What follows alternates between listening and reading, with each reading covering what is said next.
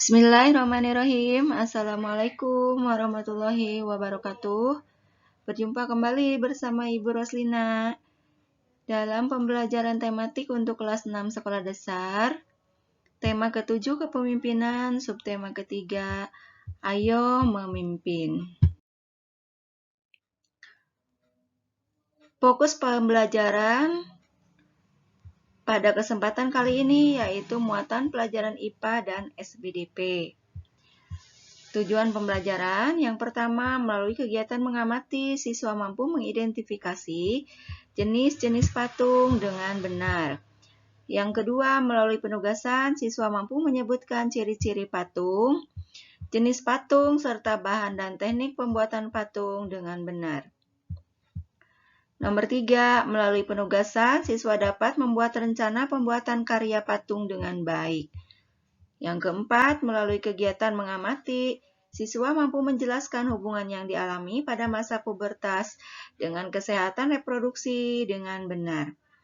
Melalui penugasan, siswa mampu membuat karya berisi cara menghadapi masa pubertas dengan baik. Itu tadi tujuan pembelajaran yang diharapkan bisa tercapai.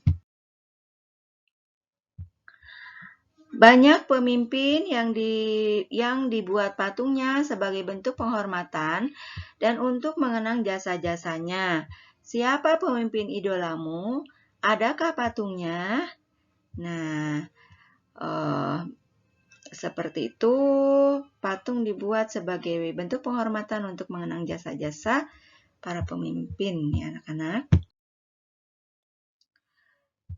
Perhatikan gambar patung di samping. Siapakah tokoh yang diwujudkan dalam bentuk patung itu? Nah, ini tentu kalian sudah tahu ya, bahwa kedua tokoh ini adalah tokoh yang sangat berjasa untuk bangsa Indonesia, yaitu Presiden Soekarno dan Wakil Presiden Dr. Andes Muhammad Hatta. Apa bahan pembuatannya? Nah, patung seperti ini bisa dibuat dari perunggu atau logam yang lain, atau bisa juga dibuat dari bermacam-macam bahan yang bisa dibentuk.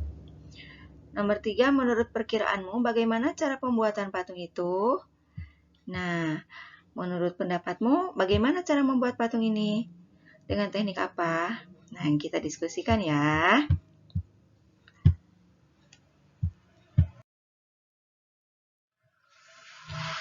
Sebelum kita membahas tentang teknik-teknik pembuatan patung, jenis-jenis patung, serta teknik pembuatan patung, kita baca dulu teks yang berjudul Patung Si Gale-Gale yang Dapat Menari. Pada zaman dahulu, kerajaan di Samosir dipimpin oleh Raja Rahat. Dia memiliki anak sematawayang bernama Manggale. Suatu saat, Raja Rahat meminta anaknya untuk berperang melawan musuh di perbatasan.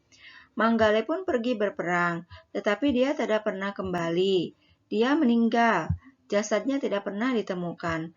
Raja Rahat pun sedih hingga jatuh sakit. Masyarakat setempat ingin menghibur raja. Mereka membuat sebuah patung yang menyerupai Manggale dan menamainya Si Gale-Gale. Gale dalam bahasa Batak Toba artinya lemas. Pada waktu itu, dukun di sana juga ikut membantu memanggil roh Manggale agar masuk ke dalam patung tersebut, sehingga patung Si Gale-Gale dapat bergerak-gerak sendiri seperti orang yang sedang menari. Mungkin kalian yang berasal dari Toba atau yang pernah ke sana pernah melihat secara langsung ya patung Si Gale-Gale ini. Patung Si Gale-Gale sampai saat ini masih dapat kita jumpai ketika berkunjung ke Tomok, Pulau Samosir. Hanya saja dalam pertunjukan tersebut, patung Si Gale-Gale sudah tidak dimasuki roh lagi. Patung ini dapat bergerak-gerak karena digerakkan dengan penggerak mekanis. Nah, itulah perbedaannya ya. Kalau sekarang patung Si Gale-Gale ini tidak bergerak karena ada roh yang masuk, tetapi digerakkan dengan menggunakan energi mekanis. Sumber teks wacana ini yaitu dari http Bobogrid ID Sejarah dan Budaya. Budaya patung segala-gala yang bisa menarik. Mungkin kamu telah sering melihat berbagai patung, baik secara langsung dari gambar atau fotonya. Ada berbagai macam patung tergantung dari tema, bentuk, dan teknik pembuatannya. Carilah informasi mengenai hal-hal berikut. Yang pertama, ciri-ciri patung. Yang kedua, jenis-jenis patung. Yang ketiga, bahan pembuat patung. Yang keempat, teknik pembuatan patung. Carilah informasi tersebut dari buku di perpustakaan sekolahmu, atau bertanyalah kepada Bapak, Ibu guru, dan narasumber lain yang menguasai. Tuliskan informasi yang kamu dapatkan dalam bentuk laporan. Nanti kalian silahkan mencatat ya. Ciri-ciri patung, jenis-jenis patung, bahan membuat patung, teknik pembuatan patung yang akan kita bahas sekarang. Beberapa ciri dari patung diantaranya, yang pertama memiliki bentuk yang dapat dilihat dan dipegang. Misalnya bentuk hewan, manusia, dan lain-lain. Contoh di patung ini tentunya kalian bisa melihat dan memegang ya. Yang kedua memiliki 3 sisi atau volume seperti panjang, lebar, dan tinggi. Nah, patung ini merupakan contoh karya seni 3 dimensi yang bisa kalian lihat dari sisi depan, belakang, samping, atau kiri kanan ya. Yang nomor 3 biasanya patung memiliki ukuran yang hampir sama dengan bentuk yang akan dibuat patung. Tingginya, besarnya biasanya dibuat hampir sama dengan bentuk nyatanya. Dan yang keempat memiliki tekstur. Tekstur di sini yaitu permukaannya ada yang licin, kasar, mengkilap, dan lain-lain. Berdasarkan bentuknya, karya seni patung itu dibedakan menjadi 2 kelompok, yaitu figuratif dan non-figuratif. Nomor 1, figuratif merupakan bentuk patung yang dibuat dengan meniru bentuk secara alamiah, misalnya manusia, hewan, atau tumbuhan. Bentuk karya ini dibuat secara utuh sesuai dengan keasliannya. Seperti pada contoh di sini, ini adalah patung dari Bapak-Bapak Proklamator Insinyur Soekarno dan Dr. Andes Muhammad Hatta, sesuai dengan aslinya ya. Yang kedua, non-figuratif merupakan karya seni rupa patung yang dibuat tidak seperti bentuk figuratif, yaitu dibuat di luar bentuk aslinya. Bentuk ini biasanya menampilkan garis-garis melintang atau memanjang, lubang, lekukan, benda, dan lain-lain. Nah, contoh bentuk patung non-figuratif seperti ini. Ya, tentu kalian bisa membedakan mana figuratif dan non-figuratif. Kemudian patung berdasarkan jenisnya dibedakan menjadi 2 kelompok, yaitu zone de Bose dan relief. Zone de Bose atau bentuk patung yang berdiri sendiri dan terlepas di kanan kirinya. Seperti ini, bentuk kuda yang ditunggangi oleh manusia merupakan patung yang bisa berdiri sendiri. Yang kedua, relief adalah bentuk patung yang menempel pada permukaan dinding. Relief dibagi menjadi 3, yaitu base relief menampilkan bentuk-bentuk yang timbul kurang dari setengahnya. Demi relief menampilkan bentuk persis setengah dari bentuknya. Sedangkan haute relief menampilkan bentuk yang sama dengan bentuknya. Nah, ini merupakan contoh dari patung dengan jenis relief. Berdasarkan fungsinya, patung dibagi menjadi yang pertama patung religi.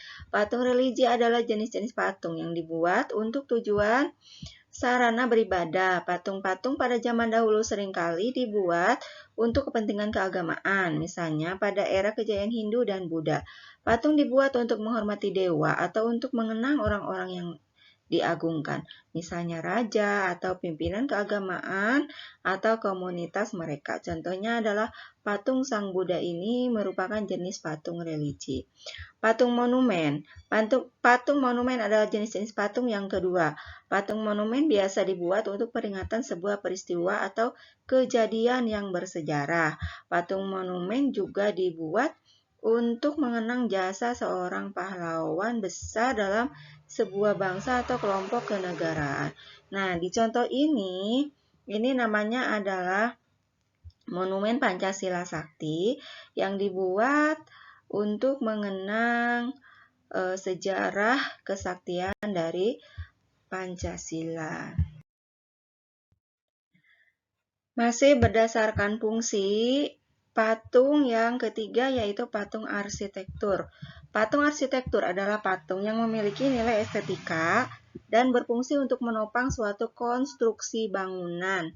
Patung arsitektur mengutamakan kekokohan dan detil-detil keindahan guna memanjakan mata bagi yang memandangnya. Nah, contoh patung arsitektur adalah seperti gambar ini. Di sini ada gabungan bentuk manusia dan juga istana atau rumah ya. Kemudian patung dekorasi. Patung dekorasi adalah patung yang biasanya berfungsi untuk menghias suatu bangunan atau suatu tempat. Patung dekorasi juga bisa Anda temukan terletak di sebuah taman, baik taman pribadi maupun taman umum. Tujuannya untuk mempercantik atau memperindah pemandangan di sekitarnya. Nah, di sini contohnya gambar hewan, gambar putri, gambar tokoh-tokoh kartun, bisa saja ya untuk menghiasi bangunan atau taman. Tentu kalian pernah melihat ya. Yang keempat yaitu berdasarkan corak. Patung dibedakan menjadi yang pertama corak imitatif atau realis atau representatif. Adalah patung berdasarkan tiruan dari bentuk alam, berdasarkan bentuk fisik, baik anatomi, proporsi maupun gerak. Kemudian yang kedua, corak deformatif adalah patung yang telah mengalami perubahan dari tiruan alam, diubah menjadi bentuk baru berdasarkan imajinasi pematung. Yang ketiga adalah corak non-figuratif atau abstrak, adalah patung yang secara umum sudah meninggalkan bentuk-bentuk alam untuk perwujudannya. Corak abstrak dipengaruhi oleh aliran konstruksi. Patung dipandang sebagai bentuk konstruksi yaitu besi, kayu, plat, plastik, kawat, dan lain-lain. Bahan pembuat patung bisa digunakan dari bahan lunak, yaitu bahan yang digunakan lunak dan mudah dibentuk seperti tanah liat, plastisin, sabun, dan lain-lain. Yang kedua, bahan sedang, yaitu bahan yang digunakan tidak lunak dan tidak keras. Misalnya kayu sengon, kayu waru, kayu mahoni, kayu randu, dan lain-lain. Yang ketiga, bahan keras, yaitu bahan yang dapat berupa kayu atau batu-batuan.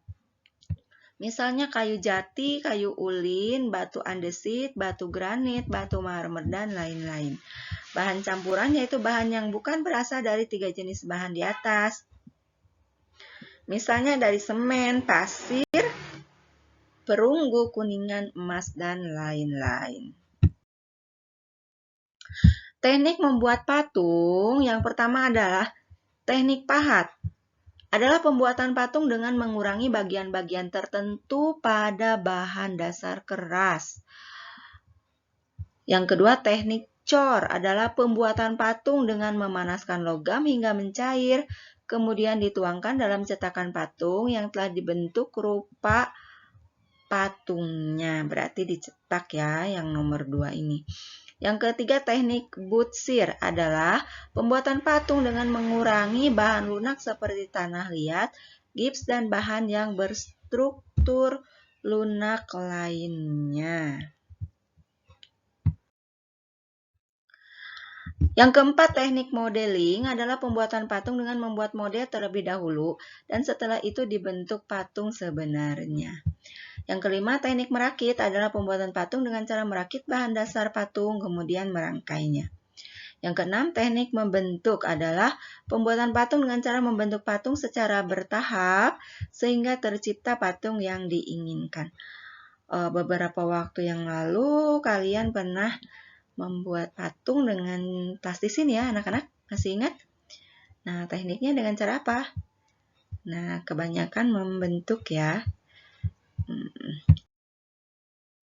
Nah, sekarang pasti kalian bisa membuat rencana pembuatan karya patung dari bahan lunak di sekitarmu.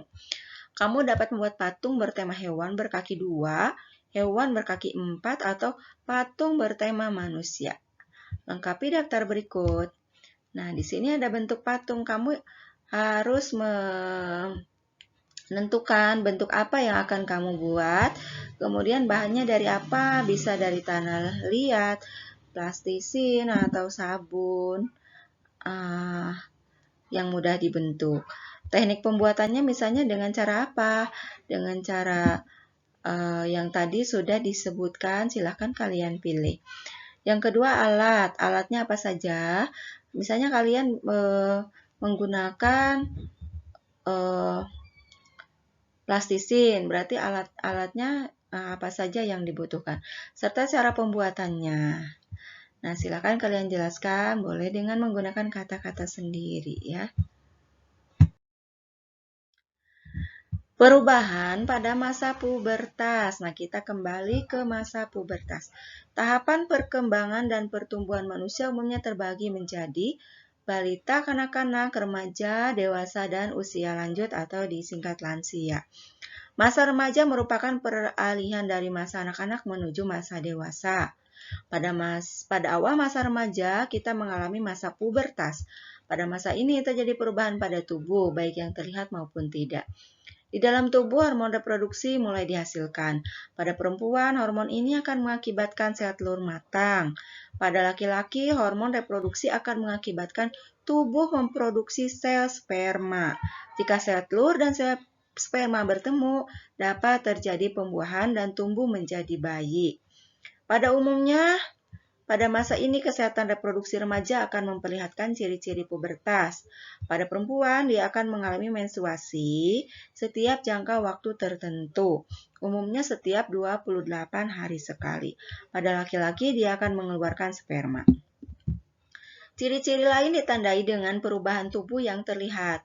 Pada perempuan, misalnya payudara akan tumbuh sebagai persiapan untuk memberikan ASI atau air susu ibu bagi bayinya kelak. Pada laki-laki, otot-otot tubuhnya berkembang lebih besar dan kuat, sehingga diharapkan laki-laki lebih kuat secara fisik untuk melindungi keluarganya.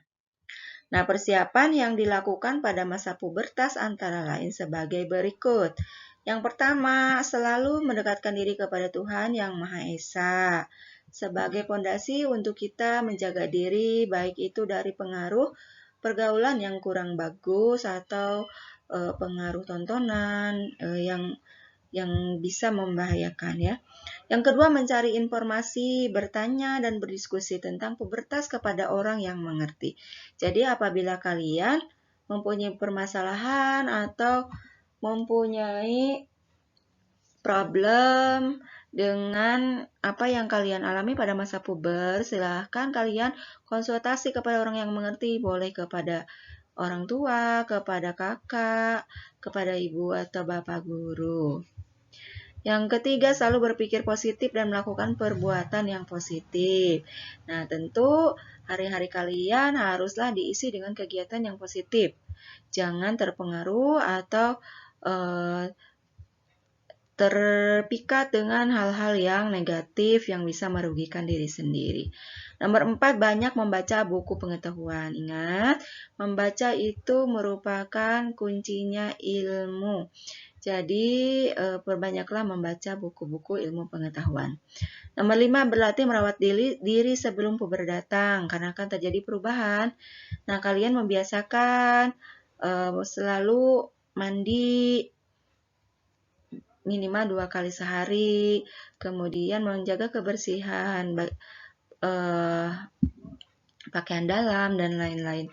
Meminta bimbingan dari orang tua. Selalu kalian meminta bimbingan dari orang tua apapun yang terjadi harus terbuka kepada orang tua.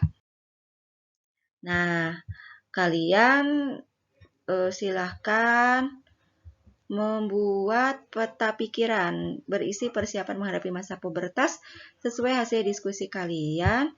Boleh diskusi dengan orang tua atau kakak. Warnai dan hiasilah peta pikiran itu seindah dan semenarik mungkin. Itulah pembelajaran hari ini. Semoga kalian bisa memahami. Apabila ada hal yang tidak dimengerti, silakan tanyakan kepada ibu atau bapak guru. Terima kasih. Semangat belajar dan sehat selalu untuk kita semua. Wassalamualaikum warahmatullahi wabarakatuh.